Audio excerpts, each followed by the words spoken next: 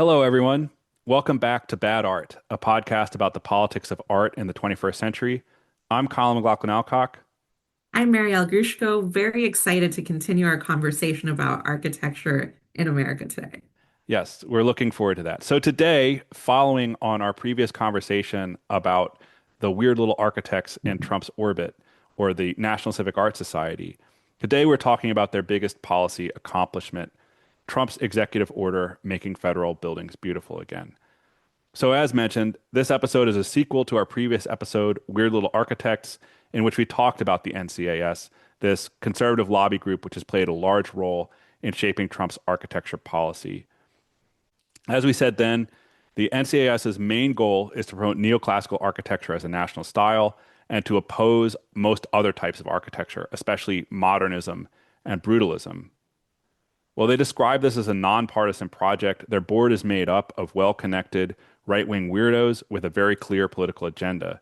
And so what we're going to explore today is how that political agenda is enacted through this particular executive order.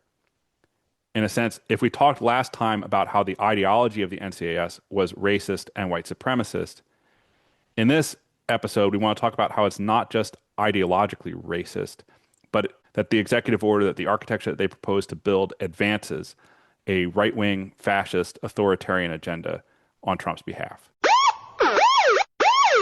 Alert, alert. We started recording this episode and we thought we knew what the Trump administration's relationship to architecture was. And then they bulldozed the East Wing of the White House.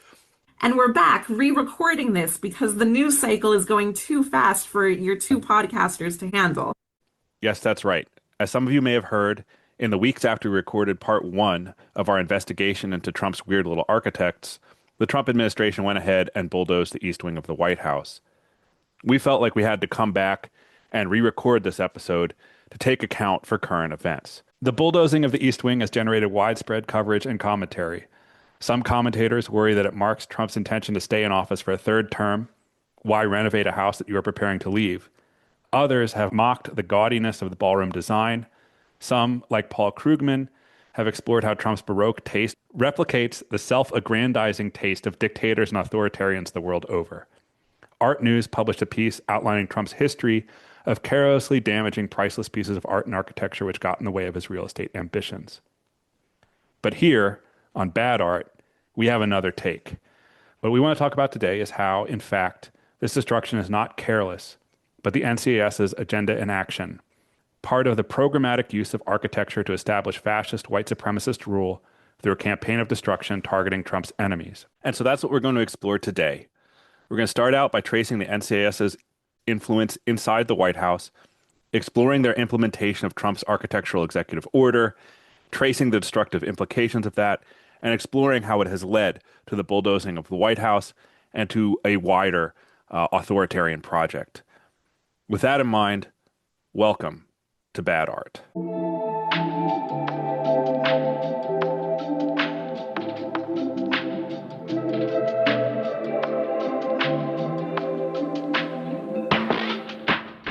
So just to get us started, I think it's helpful to trace the NCIS's influence in the White House, like how they became so influential.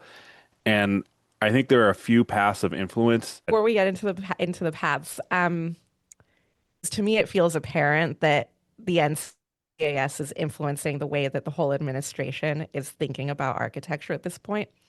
But if you're not very familiar with the NCAS, if you have not, for instance, listened to our previous deep dive episode about them, it actually probably comes across as what's that phrase? Like Really fucking weird.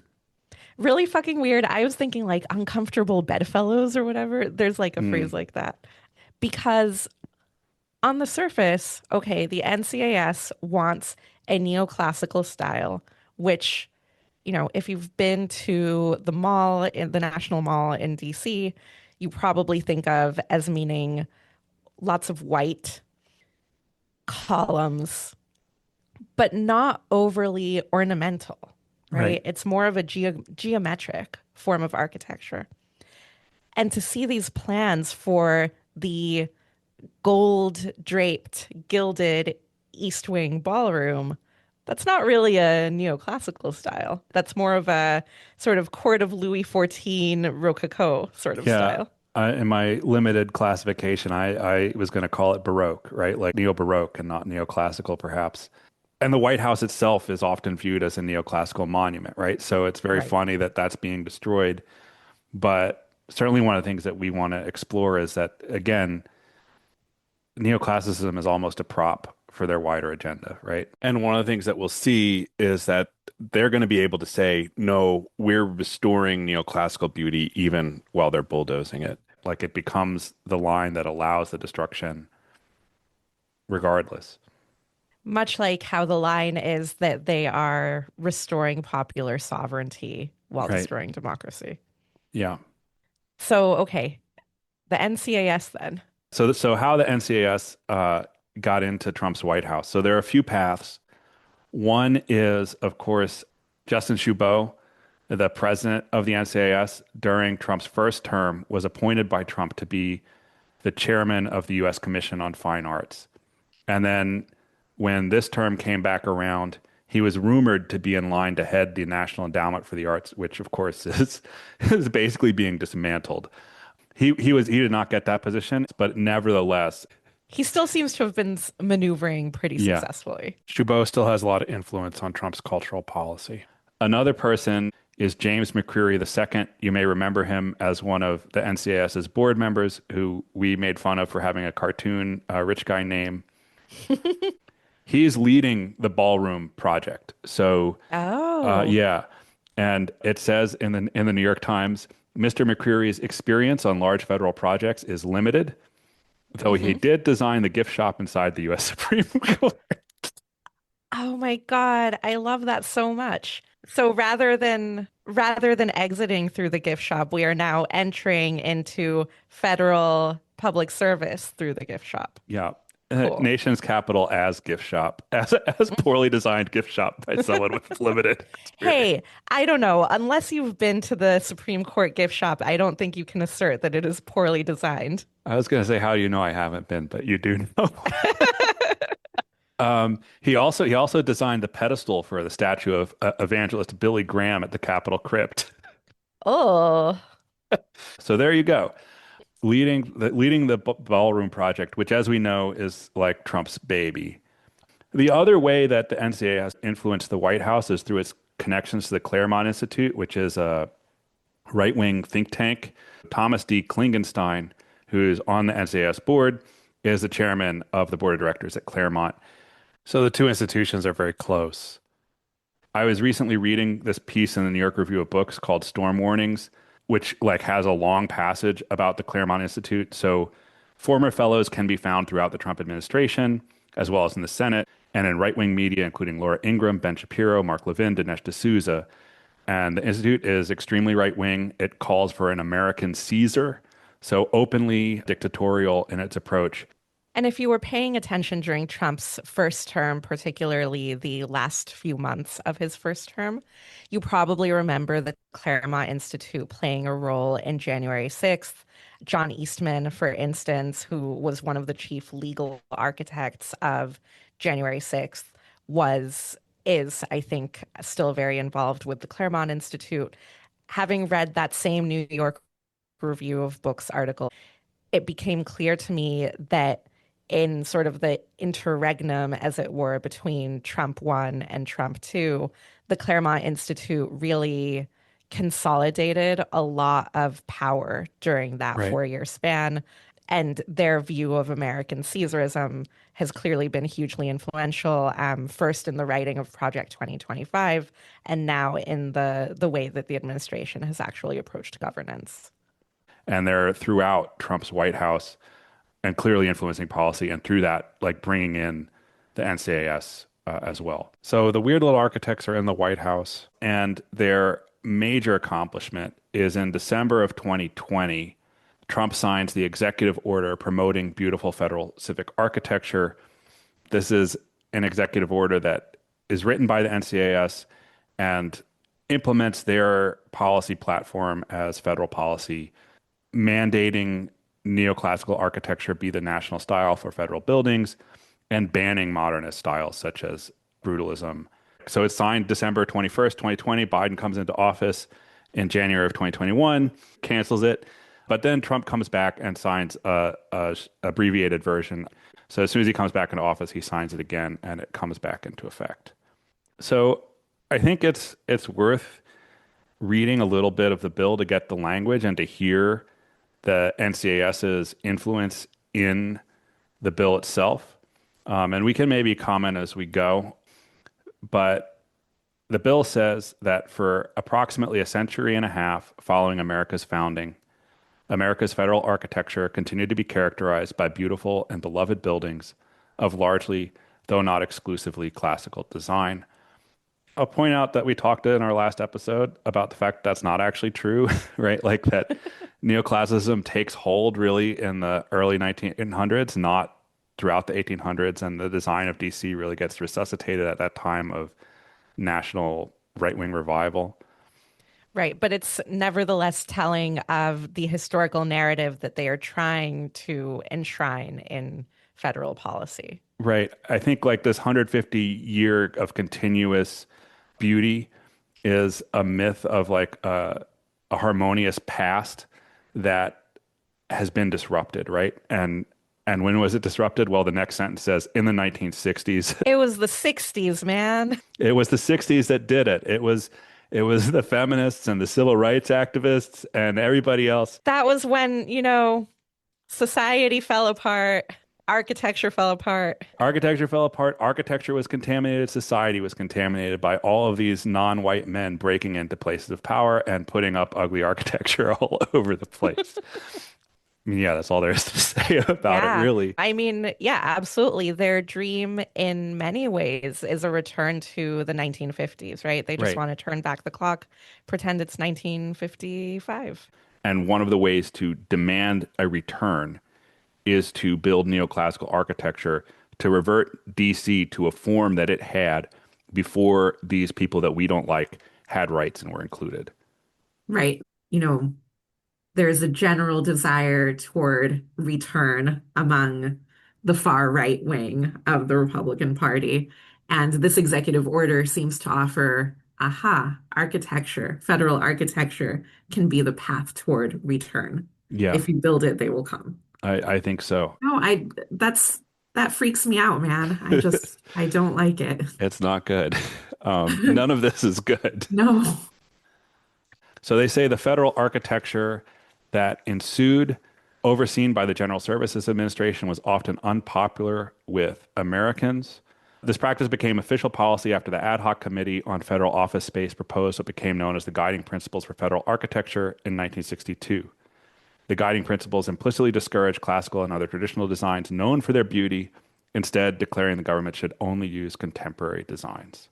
And what they're talking about here are the guiding principles for federal architecture written in 1962, which established for the first time a federal architecture policy, and which were written by Daniel Patrick Moynihan during the Kennedy administration as part of that administration's plan to build out office space in order to support the growing federal workforce at the time. It's sort of funny to me to imagine the guiding principles sort of explicitly saying, yeah, we decided to not have beautiful buildings anymore. Let's have ugly buildings now instead. Yeah, I mean, one thing we might talk about later is, again, this isn't actually true, right? Like, so at the time when this policy was implemented, people celebrated it because like they felt like the neoclassical buildings in DC were stale and like boring and, kind of a dead city. And they were excited to have new designs like breathe new life. And so these first buildings that were built under this plan were received ecstatically. And it's only later. So later, yes, brutalism comes to be regarded mostly as somewhat depressing. But that's not how it was seen at the time. It was exciting. It was a new style. It was something breathing life into the city. Right. At the time, from what I understand, when the Kennedy administration embraced these new forms of architecture, it was seen as of a piece with the Kennedy administration's larger effort to put the United States on the cutting edge of everything, right? So Yeah. the United States was going to be on the cutting edge of science, of the arts, very much including architecture. Yeah. And that's funny because later in the executive order, they explicitly take on the idea of cutting edge architecture. So the executive order complains that, quote, that the resulting federal architecture sometimes impresses the architectural elite, but not the American people who the buildings were meant to serve. I think we should say something about that sentence, like because Yes. it presents the architectural elite as the enemy. Yes. I mean, look, that sentence is classic Trump politics, right? Right. It's, you know, ventriloquizing the people, saying, Trump is the avatar of the people. So if Trump finds these buildings ugly, therefore everybody else must too. And once again, it's framing what Trump wants as an antidote to what the elite have imposed on the nation. Right. Right. So as he continues, he says, for example, the GSA selected an architect to design the San Francisco Federal Building who describes his designs as, quote, art for art's sake architecture intended primarily for architects to appreciate. Oh, no. Well, it's funny to think about sort of even if it was framed as art for art's sake, why does that mean that only architects can appreciate it? Can Right. regular people not appreciate art? Are we just too dumb to appreciate it? Regular people only appreciate the dignity and grandeur of neoclassical buildings. Haven't you been listening? Oh, okay. My bad. Regular people really don't have much like it's such a pathetic vision of what people are capable of appreciating Yes. among everything else. It's a very narrow view of what people can want in public space.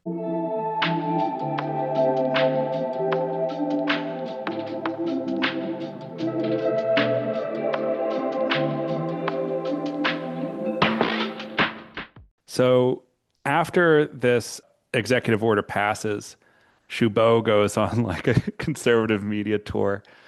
And I think the next thing we should do is we should listen to him talking about this executive order on Newsmax, where he's interviewed by Greg Kelly, and hear what he has to say. I'm going to play a few clips here. Like I think we can pick and choose what we want to engage with, but Yeah. Good. and we'll start out with just Greg Kelly's introduction because it's hilarious. Look at that. Is that a nice looking building? I don't think so. I think it looks like a prison or some sort of building from the future, like in a bad science fiction movie. It was the HUD, Department of Housing and Urban Development. That looks like a smidgen of perhaps the FBI building. Yeah, the FBI building. And take a look at this one. What is it? I don't know. Health and Human Services, maybe? These are grim, awful buildings, and they go by an architectural style known as brutalism. Brutalism. It's brutally ugly. We can interject there if we want. It's brutally ugly. I think I'm just a little bit jealous of the Newsmax producer whose job clearly was to just put up random photos of buildings and get reactions. Like that seems fun. Yeah, it does seem fun. We've seen several brutalist buildings from around Washington, D.C. They are, big concrete boxes. They're not particularly attractive. We're going to skip ahead to Justin Chabot. There was a plague of these buildings built in Washington. You have showed a number of them. They represent the federal government as the worst kind of power one can imagine.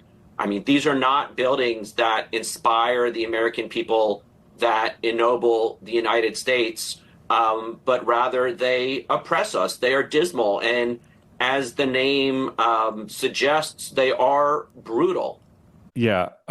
Just the thing that stands out to me, like they're being a little tongue in cheek, but also they take the word brutalism literally. And I know we've said this in previous recordings, but it's worth saying again.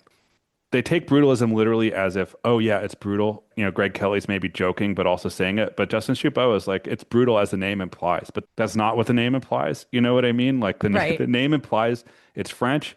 It is the brute essence of concrete. It is pure in its own way is what it means, and not that it is oppressive. And yet, like, they can't process that. They can't be bothered to find out what the French word means. why we speak English here. Why Right. should we have to find out what any words in other languages mean? There's just a there's I mean, I was being facetious, obviously, but there is a fundamental lack of curiosity to all of this stuff that Yeah. is, I mean, it's extremely evident, right? There's no curiosity about, why do architects find this to be an interesting way to build? What do they think it does for civic life? There's no curiosity about why the US embraced this form of architecture in the 1960s. Right. There's just, we don't like it. It makes us feel icky, like this knee-jerk kind of response. Yeah. The other thing that stood out to me is when Shubo says that these buildings show the worst kind of power Mm. and that they oppress us. Yeah. Now, I'm certainly open to the idea that buildings can have an oppressive function in public space. As an urban anthropologist, that's something that I do pay attention to, and I think it's a real thing that happens. And I think even if we're just focusing on brutalist buildings, it is true that sometimes they create a feeling of oppression for the people who have to live within their shadows. Well, we can get into that a little bit more maybe later on in the episode. But to say that these buildings represent the worst kind of power, Right. given everything else that has been happening. Not a concentration camp. Yeah. Like, given everything else that has happened with architecture and badness and power the whole world over, Yeah. given everything that has happened in the United States with power and oppression and control over people, ahem, chattel slavery, for instance, to say that these buildings represent the worst form of power that the government can exercise over people, what is he smoking? Like, honestly. Well, I mean, it's hard to parse how much he believes this. Do you know what I mean? Yeah. It's clearly very effective, right? To say this gives them license to attack these buildings, to attack the programs that they house, to mount a wider campaign of attack on Democrats who support ugly buildings, which are the worst kind of power imaginable. So Right. it is casting the enemy in a certain kind of light, but obviously it's stupid. You know what I mean? Like if you think about it for a minute, it's ridiculous. But I think you're right that that is the key to it, is to connect what Shubo is saying about power, not just to the architecture itself, but to the specific buildings that are being Right. highlighted in this clip, right? So in the clip that we played of Greg Kelly identifying the buildings, okay, first he identifies the FBI headquarters, which, okay, fair enough. I think that's sort of a paradigmatic example of a U.S. agency. We can join together in bulldozing at Donald. Yes. Yeah. I would be cool with that. And you can certainly see how the FBI has exercised all kinds of oppressive power Right. over people. But then the other two examples are HUD and HHS. Right. So both of those being flagship programs of LBJ's Great Society. Right. And that's not a coincidence. I mean, it's just definitely what he's attacking, right? And we already said it's the 1960s. It's this vision of an inclusive, expansive government that is under attack. And then the architecture becomes, I don't want to call it an alibi. It becomes a mechanism, right? Through which this campaign of destruction can be waged. Right. And I think it's also important actually to, when is this clip from that we listened to? February 24th, 2025. So, just because events have been moving so quickly this year, I think it's important to think about on February 24th of this year, what was happening Right. in DC, right? And a lot of what was happening at that time is that basically different US government agencies were being functionally evicted from their buildings at the same time that they were being defunded in part or in toto, right? Yeah. In some cases, the U.S. Capitol Police were called to evict workers from their office buildings. And a lot of the rhetoric at the time was about how, well, this building doesn't work for this agency anymore, so we need to kick the agency out of the building, or the building needs renovations, so therefore we need to kick the agency out of the building. But so much of this discussion of architecture and office space was clearly a proxy for the work of shrinking the government by any means necessary that they were attempting at that time. By chainsaw, right? Like by just, Yes. complete capricious destruction without really a regard for what was being destroyed. That whole Doge program. Yeah, it's part and parcel. And you're right. Like, I'm glad you called attention to the date, because it does show you just how much this is of a moment with that campaign of destruction getting off the ground. And by the way, one of the things that we would come to learn in the months after February of this year is that some of those office floors, office suites that were vacated at this time then were given over to individual members of the Trump administration to use basically as their palace suites, to have, their home gym in part of this office building, all of their own personal staffers working there with them, lots and lots of absurdities, right? Right. And so it seems to me that that's a little bit of foreshadowing to the demolition of the East Wing to replace it with a gilded ballroom. So it's taking public buildings that serve,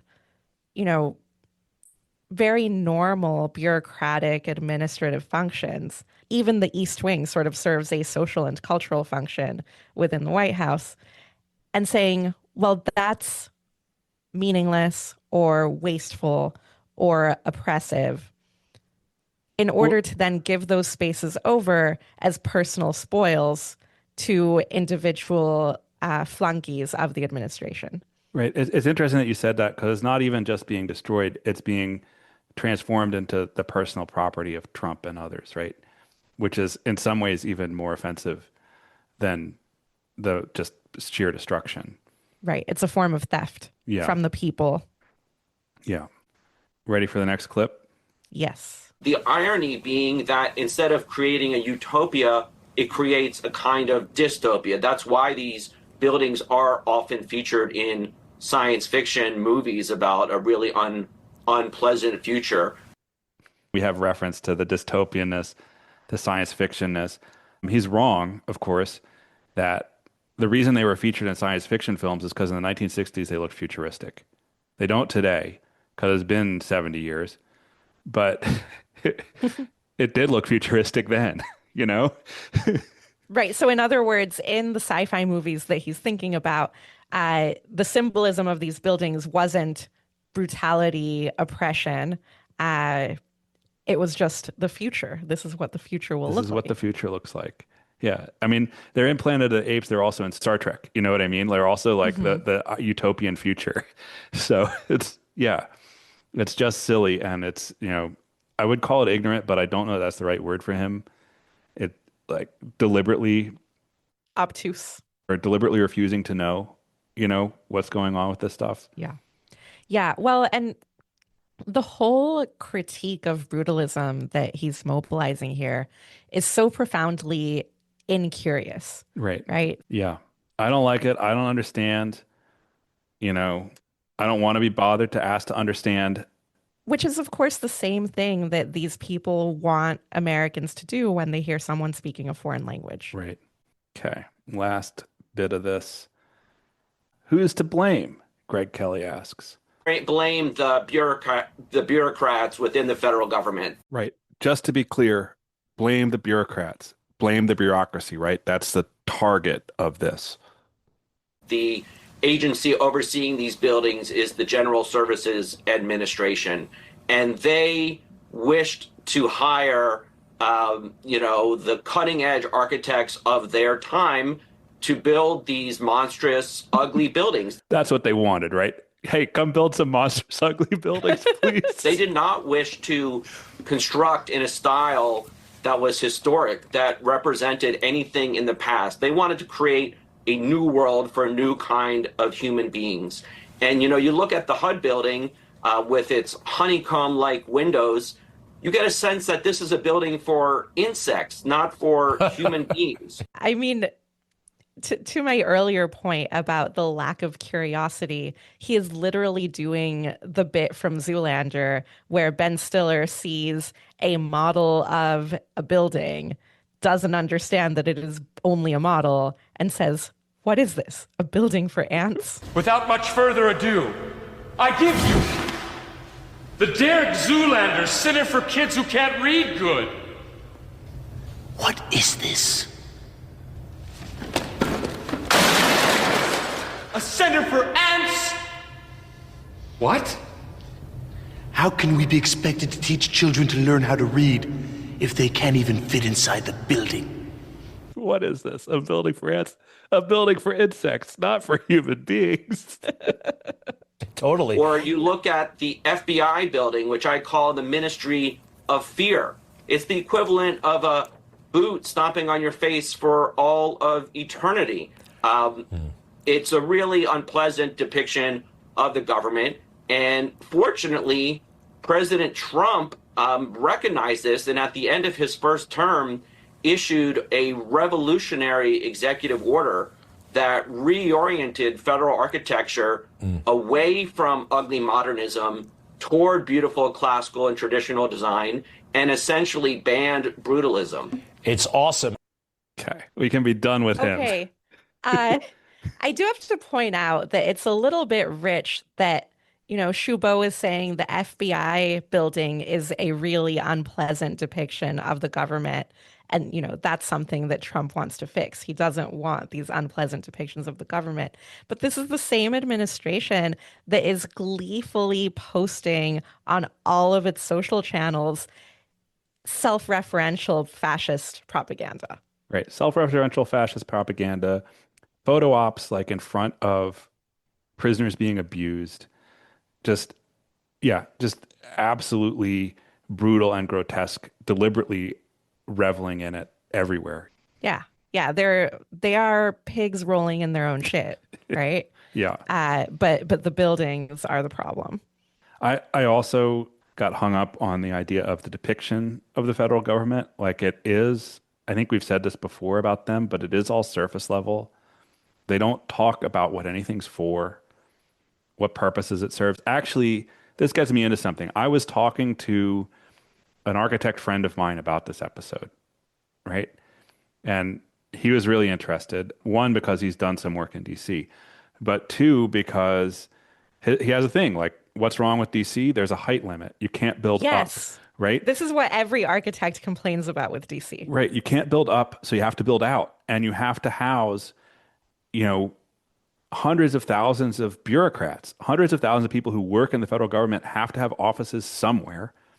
So if you can't go up, they go out, and you have these blocks and blocks of office space that don't have space for anything else. So the way to fix that is to build up. It's not to flip the style, but you have to be thinking about what architecture does, what it's for, not what it looks like only. It could look nice. I mean, but that's not the first question. And they don't have a question of what it's for because it's just a depiction. There's nothing inside for Shubo.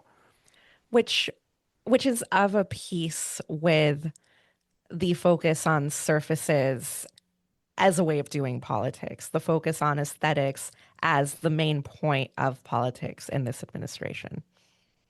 Yeah. Everything is about aesthetic warfare. Everything is about aesthetic warfare. The other thing I'll say, so talking to my architect friend, the other interesting thing about DC is it is, according to him, the most regulated building space in at least the United States. Like, it's very difficult to move a paving stone. You can't cut down trees without like a special dispensation.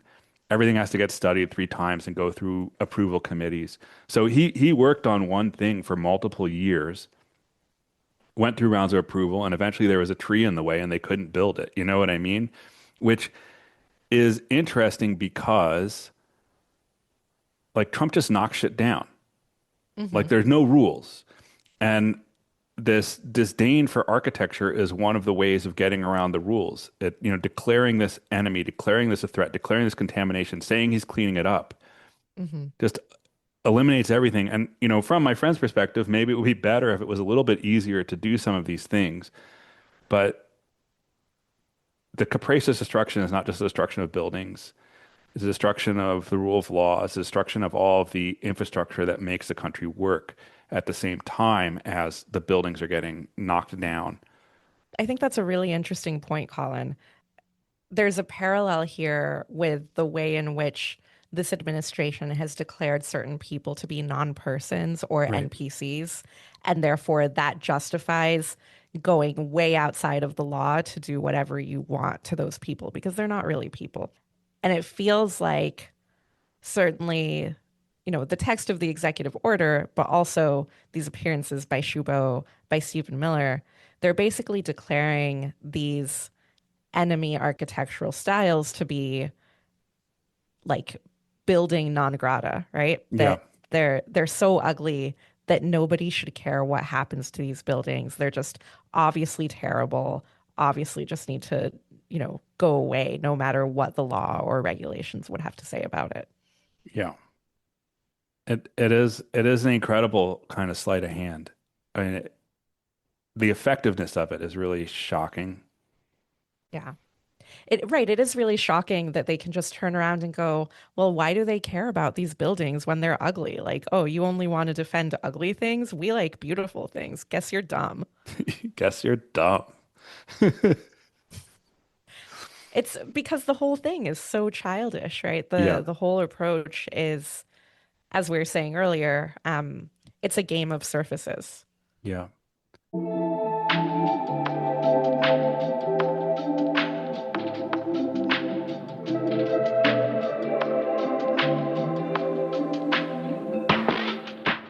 So I guess the next question is, how does this connect to or lead to the demolition of the White House beyond that, being an architectural project that Trump is invested in? And, as we mentioned at the head, we recorded quite a few versions of this episode. And in earlier versions, it was very challenging to make the case that this executive order, this architectural policy was inherently destructive.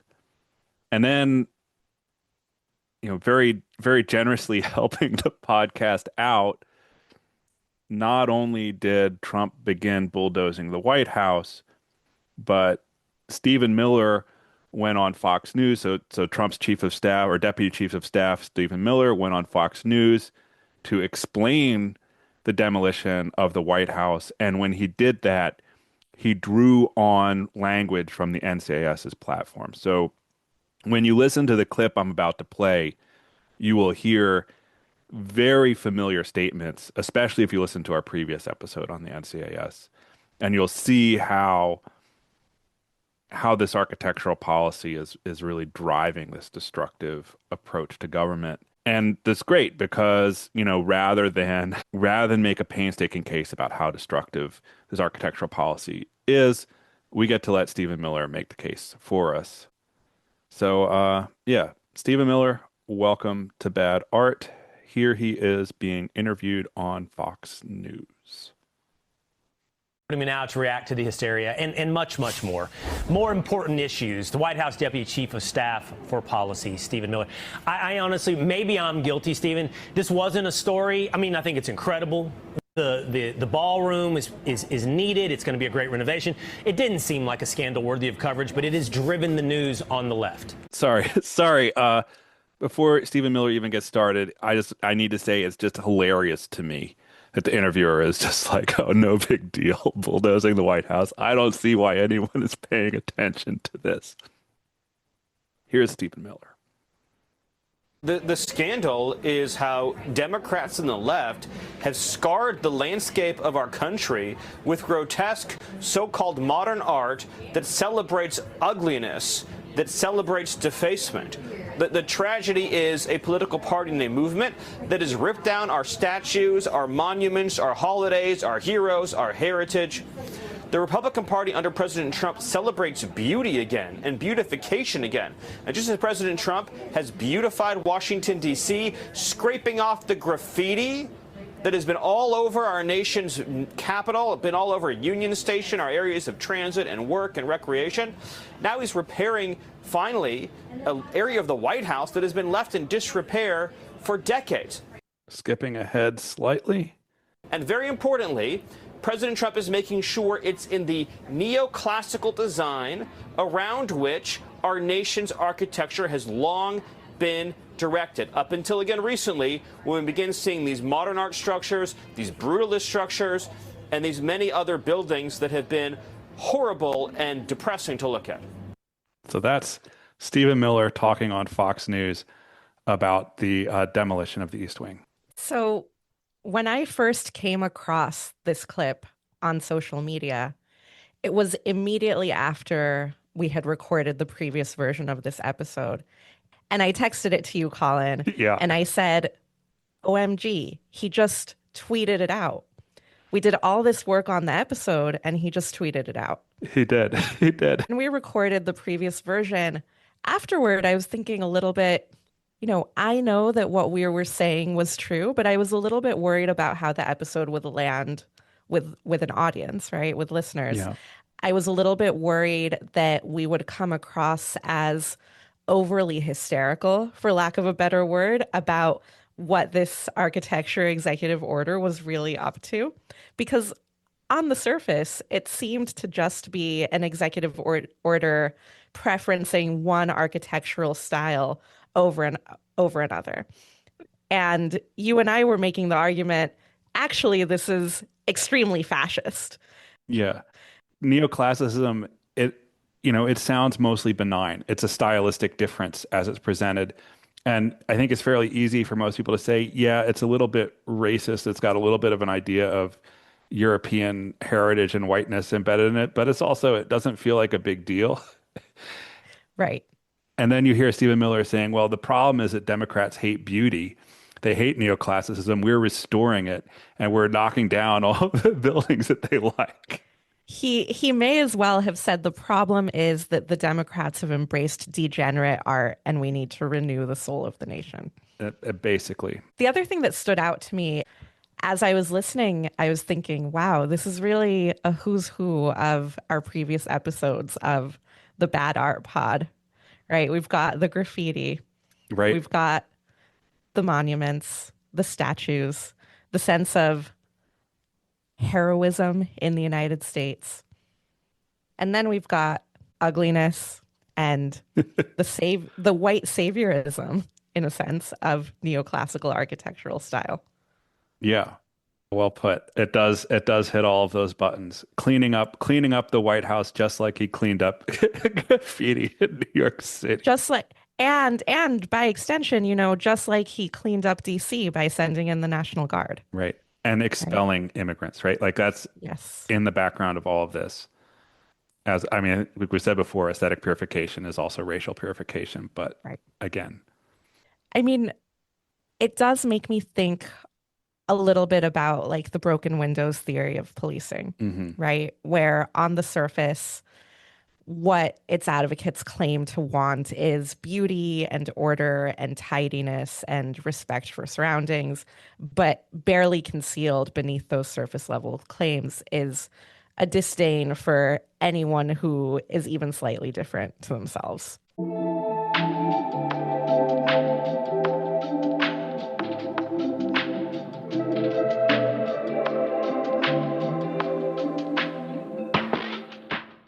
So one thing we've been thinking about as we prepared this episode is this quote from Walter Benjamin that fascism is, quote, the aestheticization of politics. So this is from his Art in the Age of Mechanical Reproduction in the conclusion. And he says, all efforts to render politics aesthetic culminate in one thing, war. He's quoting someone called Marinetti. This is the fascist. And Marinetti was a theorist of Italian fascism. Yeah. Who says, war is beautiful, because it establishes man's dominion over the subjugated machinery by means of gas masks, terrifying megaphones, flamethrowers, and small tanks. War is beautiful because it initiates the dreamt of metallization of the human body.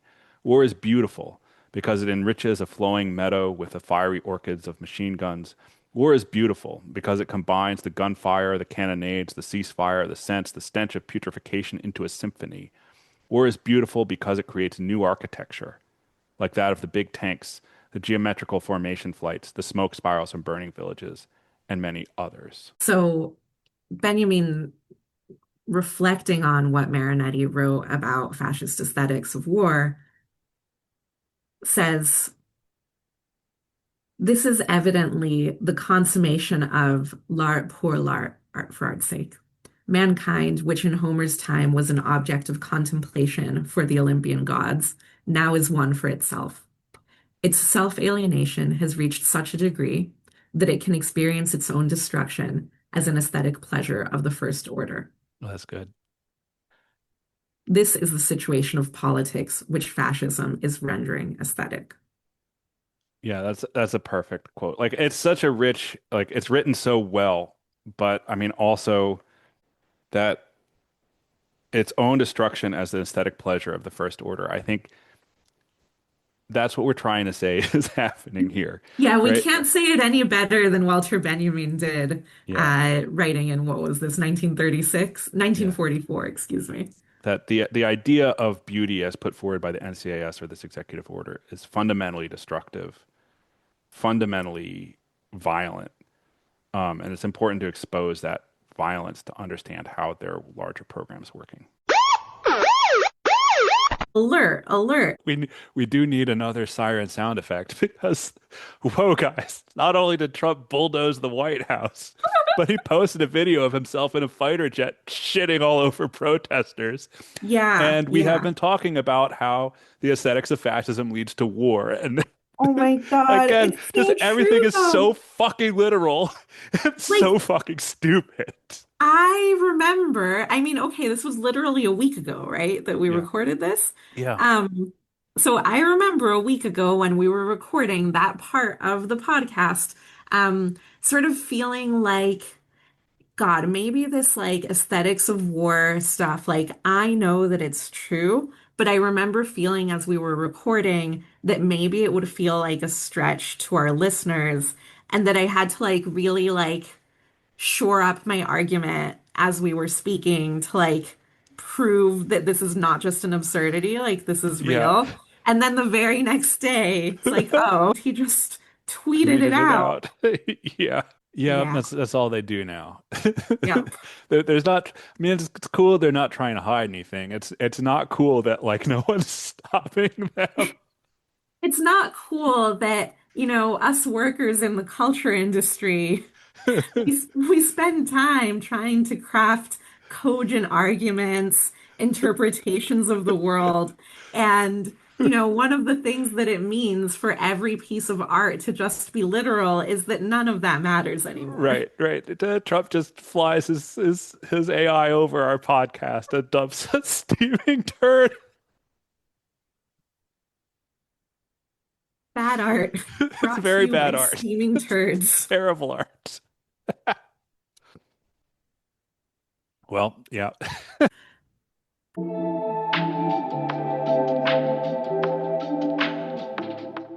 I think the idea of war as the peak form of the aestheticization of politics holds a lot of explanatory power in this current moment. You know, there's clearly an effort to produce war content and militaristic content specifically for consumption on social media. Right. Sending the National Guard into cities is about producing imagery of street battles. Yes. That's what it's for. We see this executive order about architecture as a continuation of that domestic warfare. Yeah. It crafts a terrain of conflict that enables the militarization to take place, the targeting of enemies, the expansion of a racist state. So the exclusion of Black people and immigrants that is mobilized, as we talked about in the previous episode, that The Museum of the American Immigrant does not belong on the National Mall because it's aesthetically inappropriate. These sorts of exclusions of populations create the conditions through which war can be waged against them, as it is being done. It's low scale, but there is a war being waged against various populations in the United States right now. And and this creates that condition wherein that's possible. Yeah. It also continues this politics of purification, right? Yeah. So the internal war is being waged to purify the nation of foreign elements. And the promise of the executive order on architecture is that it will likewise purge American civic architecture of foreign elements. So this executive order is part of offering people a total package of political aesthetics. You get the raising of the brutalist buildings that your enemies work in. So that's what the executive order gives you. And then along with that, you get the purging of brown people from cities. That's what the National Guard gives you. And they work hand in hand, right? So this isn't a government that has multiple priorities serving multiple stakeholders. It has one unified project. That project is a form of aesthetic war, and it is waging that war across all possible fronts.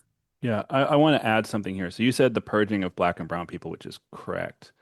But it's more than that. Like there's an interesting analysis of Nazi race policy by Liram Medovoy, where he points out that, Jewish people in Germany in the 1900s were white, right? So they weren't racially visible. You couldn't see them unless they were dressed in traditional clothing. So the Nazis developed a whole series of technologies to find them, right? That it was investigative. You have to find where the race is. So race spread by the technology of examining it and seeking to find it. And it's not just black and brown people. Like part of the attack is on these student protesters who are equated with Hamas. And I have a quote here. The Democratic Party's main consistency is made up of Hamas terrorists, illegal aliens, and violent criminals. And part of this is you can imagine anyone to be a terrorist sympathizer. They're racialized by it, and especially students, like Jewish students as well, who are participating in these protests, are racialized into being, part of Hamas, part of this brown mass that needs to be expelled. And so it expands beyond them. This expulsion expands beyond them. Does that make sense? Yes, and I would say we could actually even extrapolate a bit further, right? So Nazi Germany had this project of racialization, right? They were Right. taking people who had previously not been racialized and racializing them.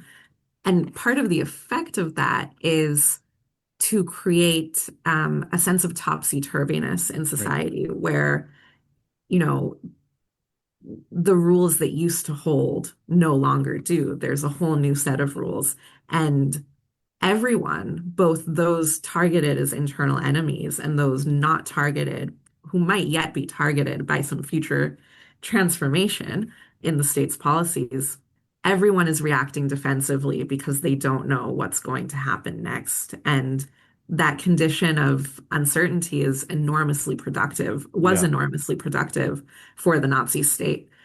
I think part of, so that certainly rhymes with Trump 2.0, this generation of conditions of uncertainty where behavior that was suddenly just part of the norms of American society is now terroristic action, right? Right. So DEI was like the most milquetoast, like corporate nonsense, and now it's what the enemy does. Right. And so part of the efficacy of this executive order is in taking this previously like pretty innocuous field of architecture. You know, you and I know that architecture has a politics to it because it's part of what we study as academics. But I don't think that most Americans see Right. architecture as a terrain of political contestation. But this executive order is trying to put it into that bucket, right? Yeah. So a previously neutral ground in American society is now about the politics of us versus them. And that's the move, right? Across so many different fields of American life. They don't want for anything to be neutral. They want everything to be about taking sides and, more importantly, about being seen to take sides, right? It's Yeah. all about public positioning, the aesthetics of the choices that we make, and the uncertainty and fear that is generated through the idea that anything that today is neutral ground might not be neutral ground next week. Yeah. I think that's really good.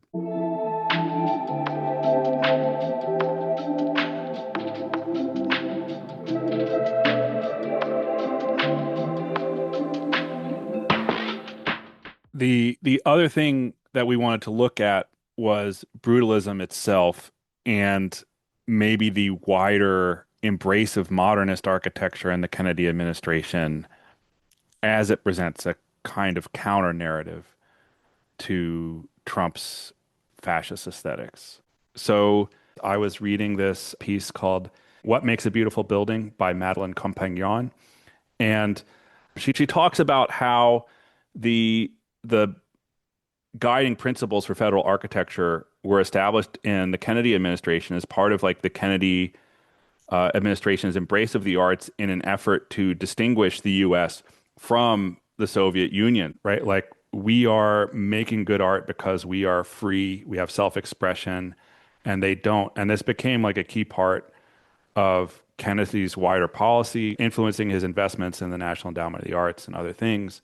You know, there's a line in the guiding principles which I think is really funny. Like it's overstated, right? But it says, quote, "It should be our object to meet the test of Pericles' evocation to the Athenians. We do not imitate, for we are a model to others."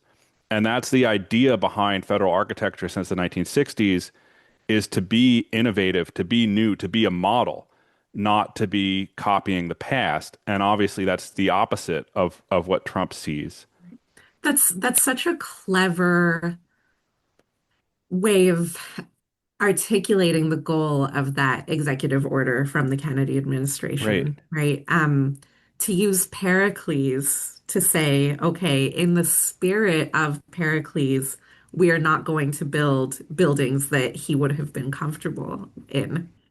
We're going to build the city of the future, right? And, I think it makes a whole lot of sense to think about this Kennedy administration executive order in the context of the embrace of the space age that was such Right. Yeah. a pillar of that administration, right? So there, as you were saying, there was already this association of brutalist architecture with science fiction. It looks futuristic, but to then further frame that as, yes, that's because America is an innovative country. Therefore, that's what the American Capitol will look like. I think too, this executive order comes less than 20 years after the end of World War II. Yeah. There's this real disdain among Americans toward Europe at the time, right? So there is the support of Europe through the Marshall Plan. Certainly it's, a major front in the Cold War. In terms of at least cultural policy, it's a major front in the Cold War. But at the same time, Americans really look down on European culture at this point in time because what they see is European culture led to two devastating world wars only 20 years apart, right? Right. And here we are 20 years after the second one of those world wars. Are we going to have a capital that looks like a European capital that reproduces the values of Western Europe and the attempts that Western Europe does to tie itself to classical democracy? No, we're going to do something different. We're going to do something wholly autochthonous, right? That's what the Kennedy administration wanted. Right. The U.S. is coming into its own at that moment as a world leader and wants to present itself as such. I mean, far be it for me to embrace the U.S. policy of the Cold War era, but I think that's an interesting difference from what Trump is positioning himself as, is that we want to be leaders in the Kennedy administration's vision. And I guess Trump wants to be followers. Do you know what I mean? Of the past. Yeah. Right. Right. I mean, not to ever say Hillary Clinton was right about something. It's like very You embarrassing to do not me have to hand it to, to her. yeah, I do not have to hand it to her. However, um, I'm thinking about in the 2016 election, Hillary Clinton's response to the slogan, Make America Great Again, was to say, well, America has already been great, right? Which Right. is problematic in all sorts of ways that people explained at length at the time that that was her rebuttal. However, you can really see in that insistence, America has always been great. That's the continuation of the Kennedy era values, right? Right. Yeah, absolutely. And yeah, as you said, there's problems with that because, we continue to be deeply shaped by racism, inequality, poverty, all these other failings of the American system. But is a very different vision to imagine that we are great or capable of greatness rather than to imagine that we're, fallen from some sort of past mythos. But it really, I think it really reflects the MAGA right's discomfort with the diversity and uniqueness of the American project, right? They're 100%. looking for blood and soil Yeah. nationalism, and they're horrified by what they see as this mongrel democracy in the United States. Yeah. The other thing on that note is like they present brutalism as a failure instantly. Like this is always unpopular. But that's not really the story. In the Kennedy era, it was welcomed. And so this JSTOR Daily piece that I was mentioning has a comment, the public response was enthusiastic. The editors of Architectural Forum, for example, applauded the committee for challenging the Buarts clique that had banished good architecture from the capital city for many decades and made Washington a century of neoclassic plaster casts, stacking ennui alongside tedium. So there's this vision that the period of neoclassical stuff that Trump wants to return to was seen by some as boring, stagnant, dead in a way, and that there was a revitalization of the city by the injection of new architecture and new visions for building. So it's really interesting to think about this period of time in the 1960s when people's response to brutalist architecture was, oh, this is such a breath of fresh air. This is so different from what we were surrounded by before.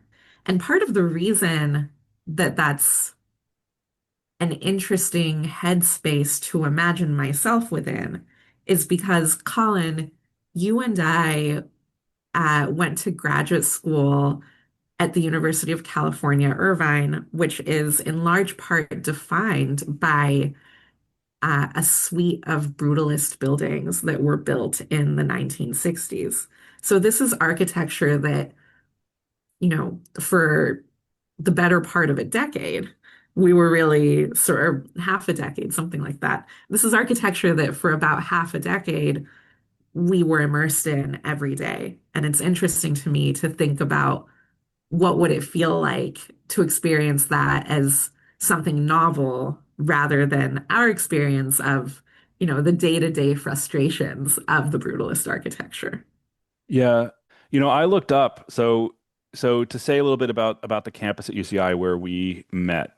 Its original plan is a ring of brutalist buildings. So there are these tall concrete modular buildings with big windows. They're designed to sort of appear like they're floating, like they're kind of spaceships over top of the surrounding parkland. And they were used in the Planet of the Apes Part 4. They were used as like the model of a prison colony in the film. So they have this utopian. Specifically, the building where we had our offices Yeah, was specifically the used as building the where we prison had. building. So I looked up some of the idea behind it. I found this really interesting blog spot called A Modernist Architecture. It's a blog spot, and it has these beautiful pictures of the buildings, which really capture their grandeur. I'll paste that in the show notes. But also, I just want to read a little bit of what he says. He says that Pereira, the architect, created floating white concrete platforms suspended over the ground on pedestals that would support the buildings and present them like individual sculptures on display in a giant museum sculpture garden. The buildings were brutalist and very modern, with passive solar features to capture the sea breeze and keep them cool without air conditioning. These designs create wonderful and fascinating patterns of shadows and sun that change constantly as the sun moves across the sky. So I think that's the strongest positive take of what these buildings are and what they aim to accomplish. They are sort of like sculptures in a park, which I think is part of the problem with them. Like, I know people who say, oh, it's nice that you can go out of the building and sort of walk in the parkland, and that's true. But it does feel removed from anything. Like the classic, not the NCAS critique, but the opposing critique of brutalism is that it's at an inhuman scale. It doesn't allow for social interaction. So Jane Jacobs wrote The Life and Death of a Great American City in response to brutalist architecture, saying, this doesn't leave space for people to go into the store, to meet with one another, to interact. And it's true. These are big scale buildings. They're removed from their surroundings deliberately, like to look like sculptures, to look like they're floating, to look like they're on a pedestal. But it deadens social life. But that's a different problem than the one that the NCAS are identifying. I do remember that when we were at UCI, there was this theory among the students that the architectural style had been chosen specifically to quash the student protests of the 1960s and 1970s. I don't know if there's a grain of truth to that or not, but it certainly, I think, is in line with this feeling that we experienced, that Jane Jacobs wrote about, that the buildings, because of their scale, they tend to isolate people from one another, and they make you feel a little bit powerless in relation to the scale of what surrounds you. Yeah, absolutely. I think, that theory, that student theory that the buildings were built to squash student protest, I think that's a myth. I think the buildings were planned really before the big waves of protests, but the things about them that make protest difficult are actually there. Yes, it was a challenging campus to protest on. There were always like very concrete, practical questions about just how do you move through this space? How do you find a way for people to gather in a way where the scale of the protesters is not dwarfed by the scale of the buildings and the scale of the campus itself? As a mild defense of brutalism, or I don't know if it's really a mild defense, but just to say, brutalism is not unique in this regard. No. So, for instance, you go to Vienna, which is defined by imperial architecture that looks very different from brutalism. You have that same experience of being dwarfed by these buildings that are not at a human scale, that are meant for royal processions to pass through. And so you do experience your own powerlessness in relationship to the Austro-Hungarian Empire, right?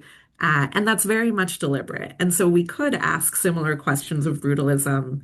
Is the desire to, again, not to say you've got to hand it to him, but Shubo characterizes these as buildings for ants. And that, there is a feeling of that, right? Right. And we can ask, what is that about? Is that an expression of, is that an expression of power? Clearly, it's not just an expression of state power, because these buildings are not all federal buildings or civic buildings. I'll maybe push it in a different direction. So I think the question to ask here is what's failing about these buildings? What's undemocratic, and what does democratic architecture look like? Because Chabot and the NCS claim that they want a democratic architecture that harkens back to the democracies of Athens, right? But what was the democratic architecture of the Greeks? It wasn't that it was columns. That was just their building technology. It was that they had what they called the agora, the open space, where people who were citizens, so lots of people couldn't come, but people who were citizens could come and debate political issues and reach decisions together by interacting together in public space. And Chubot's vision doesn't create space for that, right? Like, it's not about participation. It's not about inclusion. Neither is brutalism, but they have the same problem that they don't have a way of creating a sense that you as a person are included in the demos that you're a part of. And not just they lack a way of creating that sense that people are part of the demos. It's also that as a technology, the buildings are unable to facilitate Right. that physical coming together of people. Yeah, absolutely. And as you Yeah. said, that's a problem that brutalism has, but not at all a problem that having facades that have columns on them solves for. Yeah. So before we move on, I have a small treat for you. This is a surprise. Uh, Okay. so as you know, or as you, well, you don't know, but our good friend Simone Popperl, who has been assisting us with some editing comments and is a wonderful friend of both of ours. I was meeting with her yesterday to talk about this episode, and she unprompted gave me her own thoughts on brutalism. So Oh, I'm going to share these with you. So this is her talking about her first experience. She's grew up on the West Coast and she moves to Washington, D.C. to go to Georgetown. So The front of Georgetown is very beautiful. You walk in the gates and you see two of the oldest buildings on campus directly in front of you. And then and one of them is like the president's office and some classrooms for religion classes, I remember, and a couple other things. And then on your left, there's this gigantic brutalist monstrosity, like stained dark concrete, big square repeating square patterns. And on the top of it, there's this tower that kind of juts out with a big concrete sort of band across the top that reminded me of a guillotine. And that's the library. And I remember being so disappointed that I had chosen a college with a library that ugly after having seen other libraries at schools that I was considering enrolling at. And then I come to find out that this building is beloved by architects because it is such a good example of brutalism. And in fact, it was built as a like brutalist interpretation of the picture postcard, beautiful old building on Georgetown's campus. That's kind of an avatar for the university itself, which has a clock tower. So that guillotine looking tower thing that I hated was the brutalist interpretation of this building built in the 18th century, I think, when Georgetown was first founded. And then, coming back to DC as an adult and spending, more time here throughout the years, I've come to really appreciate brutalism in a different way, in part because the DC Metro, which is also brutalist, is so beautiful to me. It is, all underground, all the stations have these beautiful, huge arched ceilings with these repeating concrete square patterns all around. And sort of like you feel kind of in the future, I guess, to riff on something you said before. And the lighting is really interesting, the way that the light in the stations like lights up these brutalist metro stations. It gives this dimension, this beauty to a architectural style that for so much of my life, I thought, why would anyone like this? Why would anyone want to study in this building? And now coming off of the DC Metro like it is now, I just feel such a love and appreciation for that. And the many other brutalist buildings in this town that aren't necessarily standing right next to their 18th century classical inspirations. I think that's like part of what I've come to realize is that there's a certain like disjuncture that can come from that brutalism right next to the classical version. But as far as the Metro goes, it's made me really love and appreciate brutalism as a style in a way that I never thought was possible when I showed up on campus in this town at 18 and felt my heart sink at how ugly the library was. So yeah, I just loved her comment and got her to let me share it. Yeah, I can definitely relate to the way that your heart sinks when you realize that your college's library is done in the brutalist style. I had the same experience where I went to college. But the other thing that I found so interesting about Simone's comment is the DC Metro really shows the power of what happens when form and function Right. meet, right? So we we could dig deeper into what's so enjoyable about brutalism on the DC Metro. And, you know, in other metro systems in American cities, you feel like a rat scurrying underground, right? You're in these low-ceilinged passageways. It's dark. There's like weird moisture coming from the walls and the Yes. floor. And so, something about that larger scale that brutalist architecture has works really well when you put it underground, right? Yeah. Of course, when you're underground, you want like these high arched ceilings, white, regular geometric shapes that bring some brightness and just some differentiation to the space that you're in so that it doesn't feel like you're in a tunnel, right? So that I think is a testament to the value of considering how form and function can and should align. Yeah, I think so. The other thing that stood out to me about her comment is her learning about the building itself. And on the one hand, there's a way that this intersects the executive order, right? Like architects really like this building. I don't, is the first thing that she says.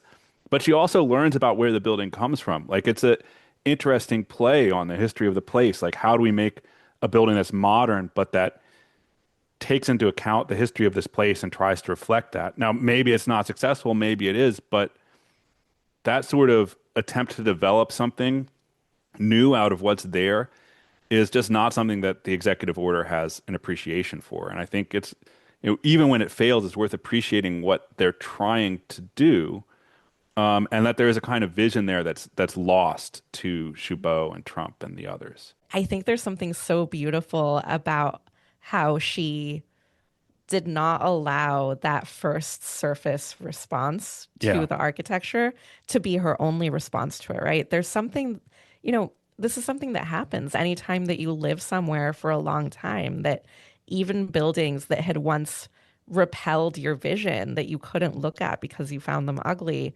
they can grow on you over time and you learn to see things differently than you once did. And that's like, this is very gooey of me, but that's one of the really beautiful dimensions of being alive is Right. that things aren't just either ugly or beautiful, but that the ugly can become beautiful through how you live it.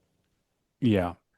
I felt a similar way, and I really appreciated her comments that, oh, I hated this building when I arrived, and yet I learned something about it, right?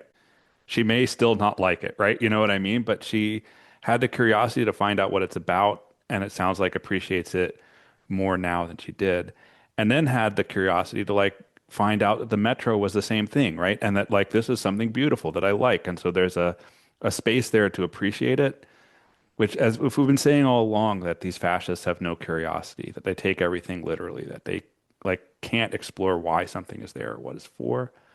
It's just so nice that Simone is just easily like, oh, I'm going to find this out because I'm here. It's not even like she went out to find it out. It's just the thing that she learned by being alive. You know what I mean? And that's sort of what they want to take away is that the things that make life worth living.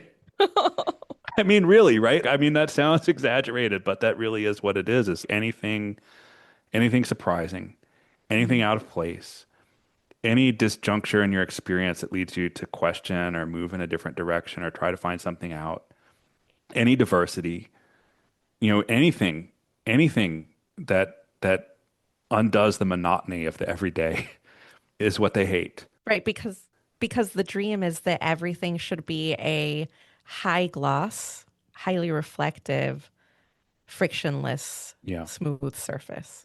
Yeah. That's pretty good. We've been going for a while and we could potentially end it there. I think that's a nice place to leave it. Yeah, I like that. I think I'm good. I feel like I've said enough. I feel that the episode, I feel really happy with what we recorded. I don't know me how too. you feel. Me too. Good. It feels much more focused and like hanging together than any previous versions that we've recorded. I 100% agree. And so we have Stephen Miller to thank. Yeah, thanks, Stephen Miller. You are not putting that in the episode. Oh, come on. Okay, fine. So I think we're going to leave it there. Thanks so much for listening and hanging with us. We hope you enjoyed this episode and are as disturbed as we are at the fascist politics of the architects in the White House. You've been listening to Bad Art, a podcast about the politics of art in the 21st century. I'm Colin McLaughlin-Alcock. I'm at Mary Al Grushko. And we do ask that you like, listen, subscribe, tell your friends. These are things that help people find us. Talk to you next time. Bye. Bye.